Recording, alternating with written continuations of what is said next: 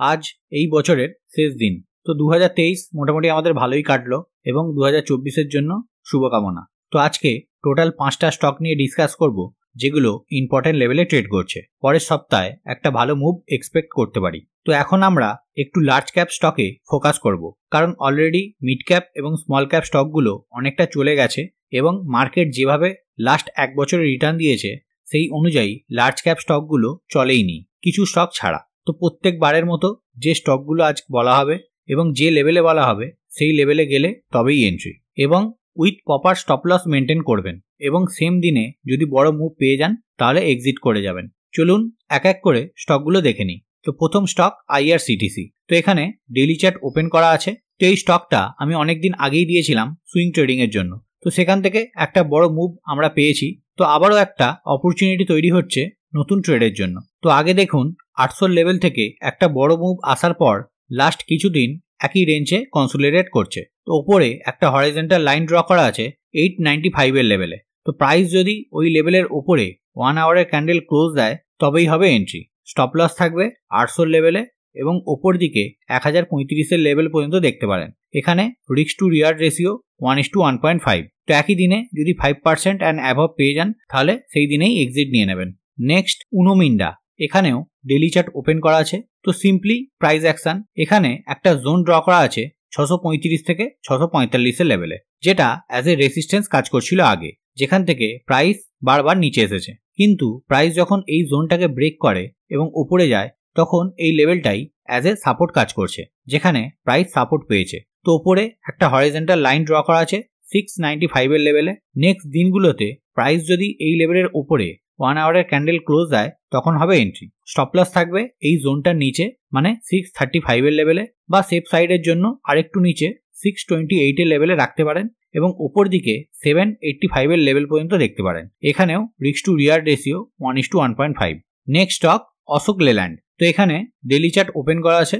তো এখানে একটা সিমেট্রিক্যাল ট্রায়াঙ্গেল প্যাটার্ন তৈরি করেছে এবং এই প্যাটার্নের ব্রেকআউট হতে পারে নেক্সট দিনগুলোতে, কিন্তু এন্ট্রি এক্ষুনি নয়। প্রাইস যদি লাস্ট সুইং হাই 185 এর লেভেলের উপরে 1 আওয়ারের ক্যান্ডেল ক্লোজ দেয় তখনই হবে এন্ট্রি, তার আগে নয়। স্টপ লস থাকবে 170 লেভেলে এবং ওপর দিকে 207 এই লেভেল পর্যন্ত আমরা এক্সপেক্ট করতে পারি। তো এখানেও risk to reward ratio 1:1.5।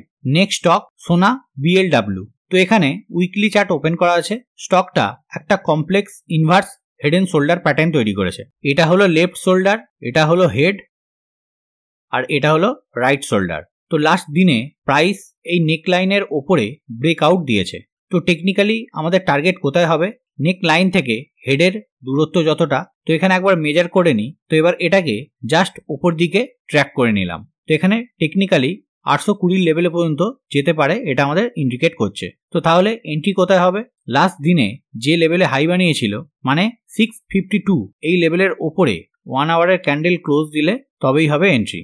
Technically stop loss থাকে রাইট শোল্ডারের নিচে, কিন্তু এক্ষেত্রে এসএল 530 লেভেলে রাখবেন আর ওপর দিকে 820 লেভেল পর্যন্ত দেখতে পারেন।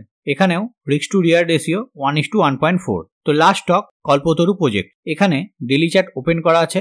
তো লাস্ট কিছু মাস ধরে স্টকটা একই রেঞ্জের মধ্যে ট্রেড করছে, একটা বক্স প্যাটার্ন তৈরি করেছে। তো লাস্ট দিনে ওই বক্সের ব্রেকআউট করার চেষ্টা করেছিল, কিন্তু শেষে ওই বক্সের মধ্যেই প্রাইস ক্লোজ দেয়। কিন্তু লাস্ট দিনে হিউজ ভলিউম এসেছে। তো এটা ইন্ডিকেট করছে এখান থেকে আরো আপসাইড মুভ আমরা এক্সপেক্ট করতে পারি। কিন্তু এন্ট্রি কোথায় হবে?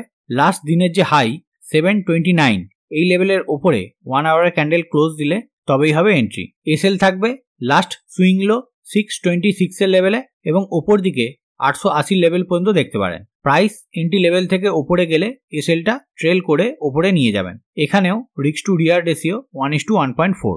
তো এখানে ডিসকাস করা প্রতিটা স্টক এডুকেশনাল পারপাসের জন্য বলা, কোনো বাই বা সেল রেকমেন্ডেশন নয়। টেকনিক্যালি ভালো লেভেলে আছে তাই ডিসকাস করলাম।